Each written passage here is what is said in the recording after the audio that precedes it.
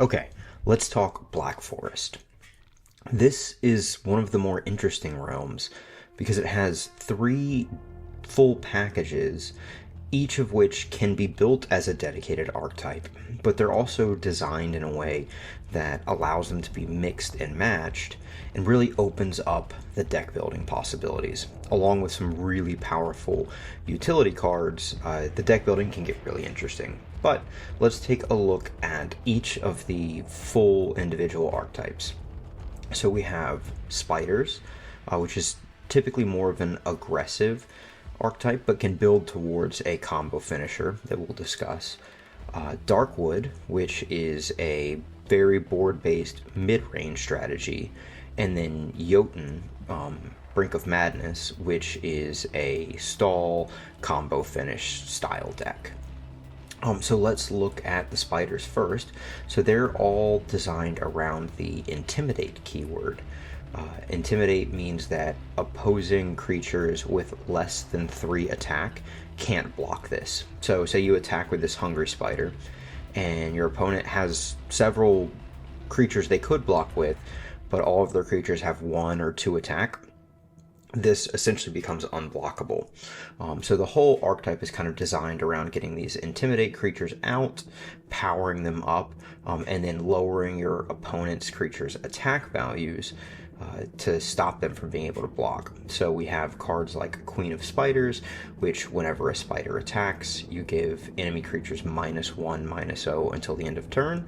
So if you attack with, say, 3 spiders, your opponent's creatures get -3 attack just during your attack phase, really. But that means they really probably can't block intimidate creatures. We have a couple spells that do the same thing. Infestation Begins gives enemy creatures -1, -0, and if you upgrade it, it's 0 cost, so really easy to weave in with a whole bunch of spider attacks. And then same thing, Infestation Spreads, they get -2, -0. And then we have good ways to power them up, like Arachnid General. Whenever a spider attacks while he's on the board, it gets +1/+0, or +1/+1 if he's been upgraded. And then the Bystander for this playstyle, when it dies, you get an emblem that your spiders gain +3/+0. And that stacks, right? So if you get 2 or 3 of these arachnophiles killed, then you're summoning hungry spiders with, 9+ attack. And that can be very difficult, especially if you can get a couple of those in an attacking scenario and lower your opponent's attacks. You can wipe them out in 1 turn. We also have Trapdoor Spider, which is a way to give our spiders anti-arcane. So you're building a strong board, you want to avoid a possible turn of AoE before your big attack. You play this. And then this Scavenging a Wendigo combos really well. This is more of a utility card, but it combos really well with the Arachnophile. You get him down, you sacrifice him to get the emblem, and then you draw 2 cards. So that's a really good combo. So that's kind of the spider archetype in a nutshell. There's a whole bunch of different ways to build it. There's also a late game combo you can build towards that involves Voice of the Forest, who once you've hit Brink of Madness, he will, at the start of each turn, fill your board with hungry spiders. And then Guardian of the Black Forest, once you've hit Brink of Madness, he gives you an emblem that says your creatures have rush for the rest of the game. Which means they can attack the turn they're summoned. So if you have that emblem, you have Voice of the Forest on the board, and you have a couple arachnophiles that have been killed off, then at the start of each turn you'll summon, some really buffed up hungry spiders that can attack immediately, and it kind of becomes, inevitability type thing. Unless your opponent can remove this, you're eventually gonna have an attack that they can't fully block out and wipe them out, especially when you combo it with cards like the Infestation cards. Okay, so that's spiders. So let's take a look at Darkwood next. Darkwood are all designed around the reveal mechanic. So how reveal works is when you play a creature with reveal, it originally comes down as a 2/2 Suspicious Oak. So your opponent can't see what it really is, and regardless of what its stats are, it's originally just a 2/2. But at the start of your next turn, assuming it survives, it reveals. So it flips over, they see what it really is, and whatever the reveal effect is triggers.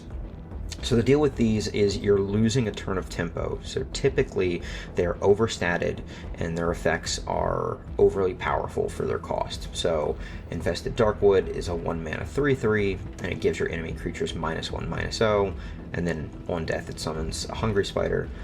Ambushing Darkwood, it's a 2 mana 4/4. When it flips, it destroys a random enemy creature. Let's see, we have a few more. Darkwood Grunt, 3 mana 5/6, sets all of your creatures' toughness to 6. Rallying Darkwood, 4 mana 2/2, but it gives friendly Darkwood creatures +4/+4 on reveal. And then we have a whole bunch of cards that support this. So the most important one, I think, being Tree Speaker.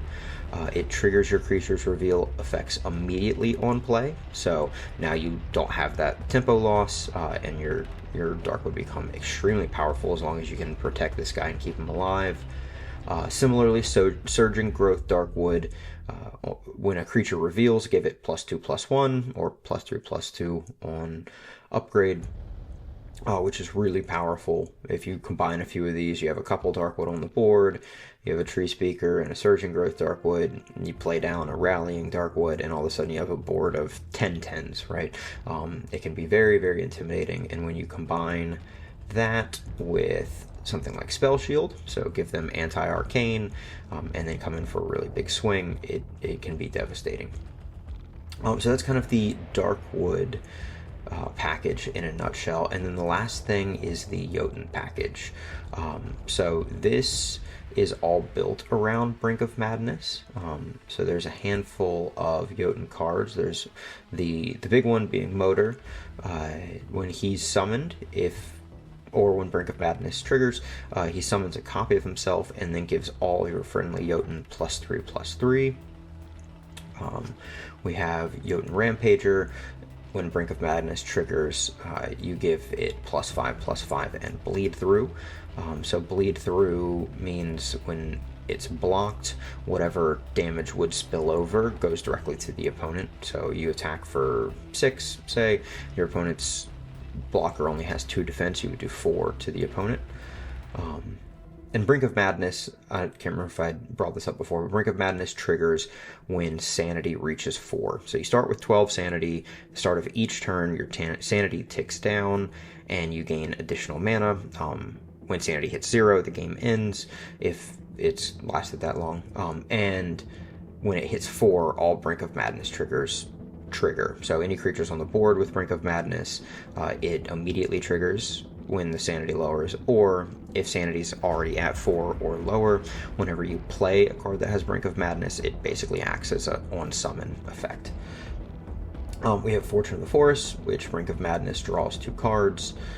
So this plays as more of a combo strategy. You want to survive long enough for your Sanity to get down to 4, and then these Jotun become extremely powerful, right? You trigger your Guardian of the Black Forest, and then all of a sudden you're summoning, if this guy's upgraded, you're summoning 3 8/8s, add in another 8/8 here, and then you can play something like Ravager and give all of them Bleed Through, and they get Rush from the Guardian of the Black Forest. So you can, for not a whole lot of mana in a single turn, play,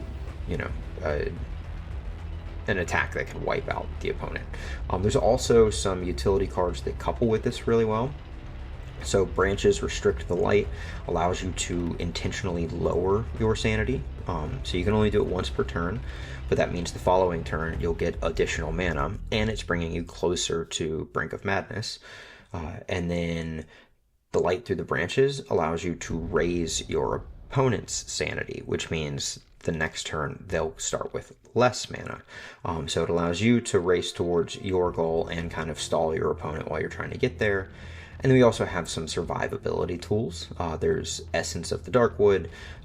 It countdown 2, so you play it 2 turns later, it'll go off. This is destroyed, and you'll gain 5 life, or on upgrade you gain 10 life, which is really good for sustaining. And then Tree of Giving similarly has a reveal effect that gains you some life. So yeah, that whole strategy is built around sustaining in the early game.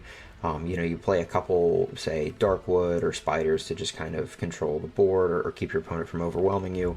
And then you get something like your branches restrict the light out. You start ticking your sanity down, and then you pop off with the Jotun as soon as you hit sanity of 4.